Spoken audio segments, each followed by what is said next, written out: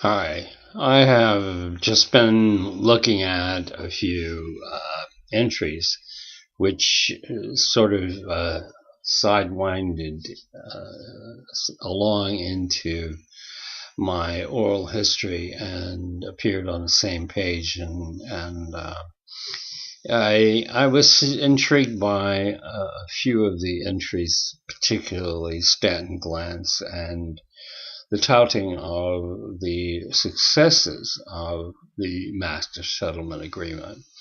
Um, this is something that you can't actually praise too highly. I don't know how he comes to the conclusions he does, but in the beginning he makes the theory that an argument that it changed a lot of things in the beginning. A lot of things, figures and numbers are the things that tobacco companies live by.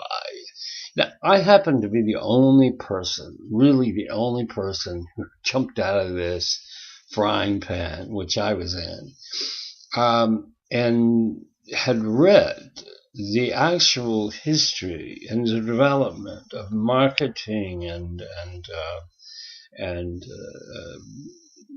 the corporate whole, the pieces that were put together in the taxonomy.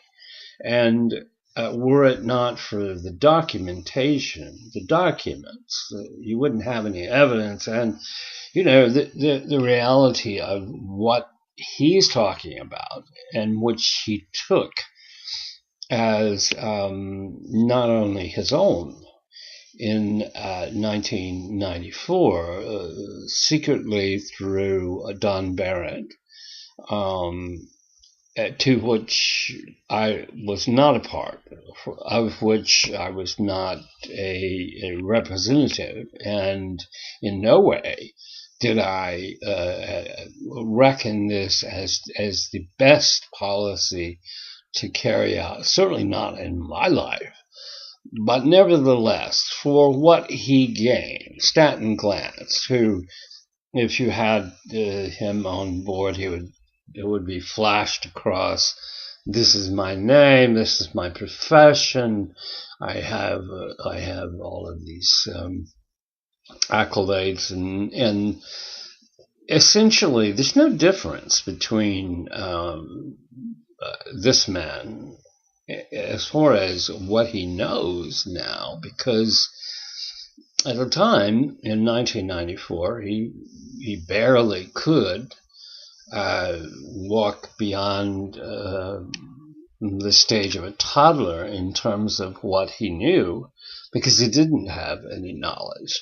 And I think in reading side pieces that occur along this oral history, it is fascinating to see how there is a compelling story that arises from people like Stanton Glantz, and I'm familiar with the name, but I don't know exactly what he did. David Gerlitz, who was I think the Marlboro man, taking a stand, which I think is appropriate, stating that people somehow used him in 1994 and 95.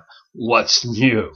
There's nothing that wasn't going to happen very easily in 1994, because this was the compelling reason for this whole thing. And I picked up on Matt Myers, whom I have found to be a raging individual who is so solvent in all of this now. His intelligence barriers, however, are like barrier islands in terms of keeping the good waves and the beautiful water from coming to the shore.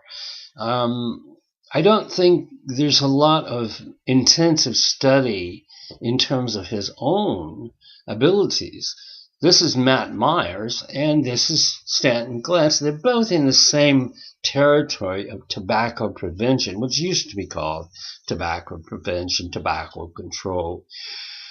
And where I differ from these people is a long-standing issue of, okay, you got some information, but you didn't get it fairly, although, you're now running full speed ahead in terms of how you profiteered.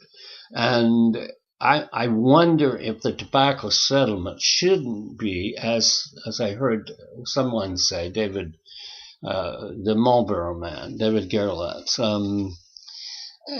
shouldn't be abolished. I always thought it should be abolished. How could, for example, in the argument that Stanton Glantz, who is the penultimate figurehead here, along with Matt Myers, what he argues is that when we did this settlement, and he was right on top of all of this, studying with Mike Moore, Matt Myers, and all of the other people, that somehow this had to be a compulsion of less than just reason, because if you use your reasoning powers in terms of the attorney generals of these states, and you thought up ahead, this and legislators and legislators,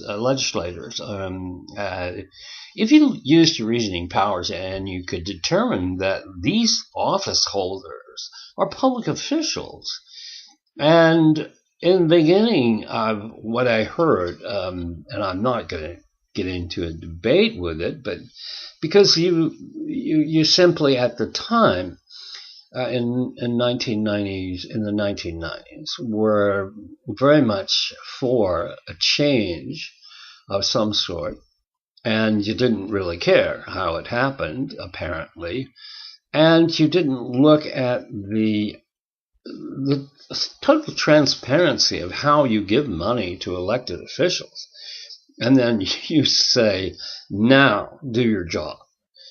How interesting the argument seems to come in that direction from Glantz, at least, in terms of what he establishes as, well, in the beginning. Now, we had all these statistics we could really come to. And looking you straight in the eye, or looking camera at the idea of telling the truth as it is, you realize none of this is foreseen. They had no foreseeability of how this would convert and convolute into a bastard thing. And it was almost overnight, obviously, with leadership that they had. Mike Moore, Dickie Scruggs, Ron Motley, the Rice Firm, the people who came from Castano. There were people who were obviously, these are from Texas, the people from Baylor University Law School, the Umpmeyers or whatever, the whole concept of what they were trying to establish was to get the bucks. And what seems to be the canon here, the preface in terms of Stanton Glantz's statement, is that you actually had some changes. And what you're doing is you're just fooling around with figures, looking them back. And if you got 12 years, 13 years going here, and you don't have anything to show for it, what is the purpose? Well, the purpose is obviously to give people jobs, to be in an advocacy group, comfortable and warm and happy and thoughtful. But that's where the rub comes in, because with the anger, with the lack of knowledge, which was apparent before you had any documentation. And Stanton Glantz, if I believe I'm correct on this, you had your nose in a very good area, which was the area of propositions which appeared in California, and you were fighting for smoke-free environments. But, as I also recall, very little knowledge had been obtained. And I have to say that obviously you know where you got it, and you got it from Brown and Williamson, and a few pieces from apparently from Dr. Green and Bat through his widow. But essentially, where you're copycatting what was going on in the Louisville case, and where Mike Moore obviously does the same. There's a there's a restatement of what you actually get. And I know there was a battle, an enormous battle between the Senate and the Senate and the actual second settlement from Mike Moore to Christine Gregoire. And of all of the things that happened then, surely you could have foreseeability, as in negligence, which is an element of negligence. Foreseeability, that you're going to turn over money.